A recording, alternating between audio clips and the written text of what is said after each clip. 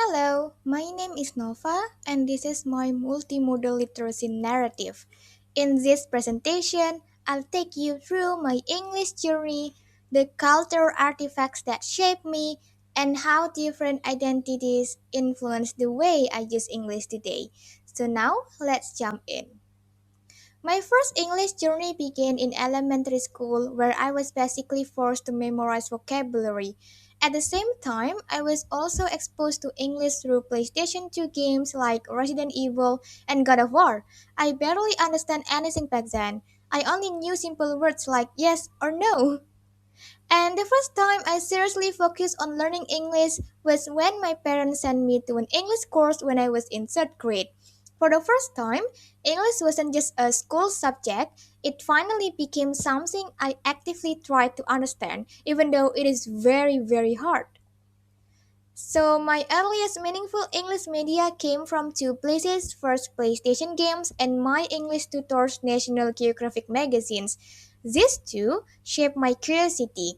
Games exposed me to real spoken English, while National Geographic introduced me to new vocabulary and global topics. At home, we always used Japanese and Indonesian, so English wasn't part of my family life, but this background still shaped me.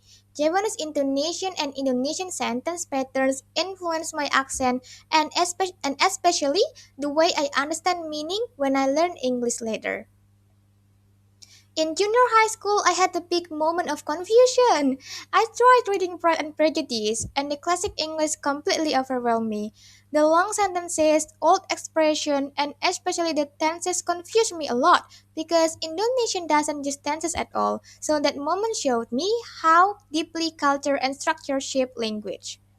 The piece of media that has influenced me the most is Netflix. Watching films and series helped me understand natural conversation, slang, emotional expression, and different English accents. So Netflix became one of the biggest reasons my listening and speaking improved at that time.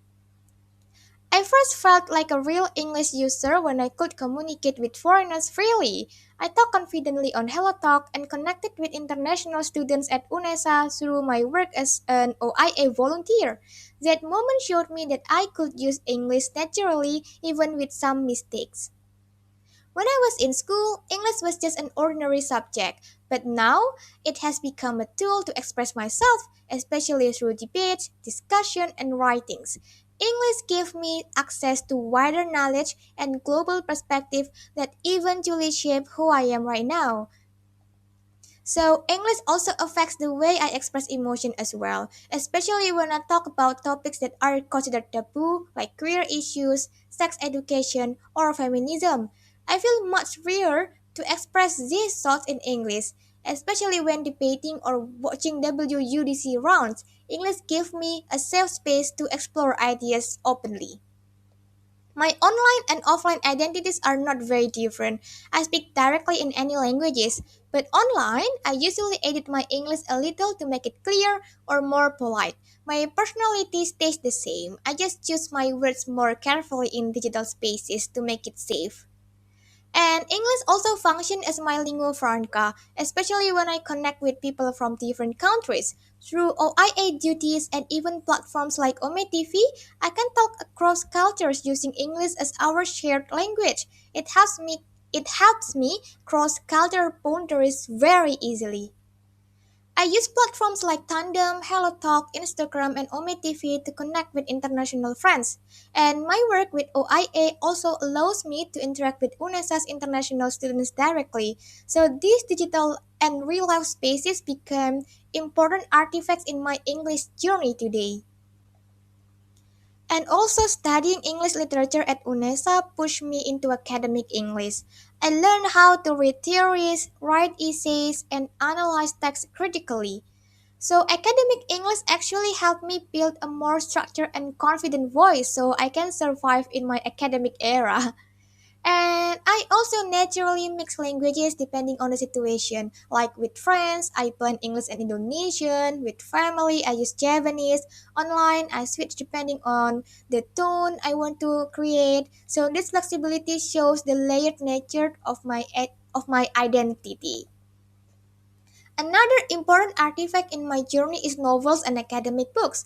They shaped my reading habits, expanded my vocabulary, and influenced the way I write and sing. Literature became one of the biggest contributors to my English development, especially English classic books like Jane Austen's books, of course. So, learning English helped me understand cultural differences, especially through global conversation and university interaction. It taught me how to be more tolerant, respectful, and open minded when talking to people from different backgrounds. So, it helped me a lot during OIA duties as well. All these experiences from games to Netflix, from online platform to OIA, from academic reading to debate, come together to shape my identity as an English user. So my journey reflects the blending of Japanese, Indonesian, and global cultural layers. And in the future, I want to keep growing. Next semester, I plan to become a gold medalist in NUDZ 2026. And one day, I want to participate in WUDZ and maybe become a coach, a linguist, a teacher or lecturer, and even a poet. English will continue to guide my goals until I achieve all of my dreams.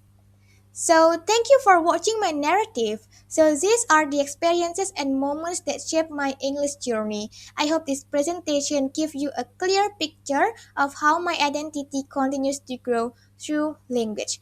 Thank you for listening and see you. Goodbye.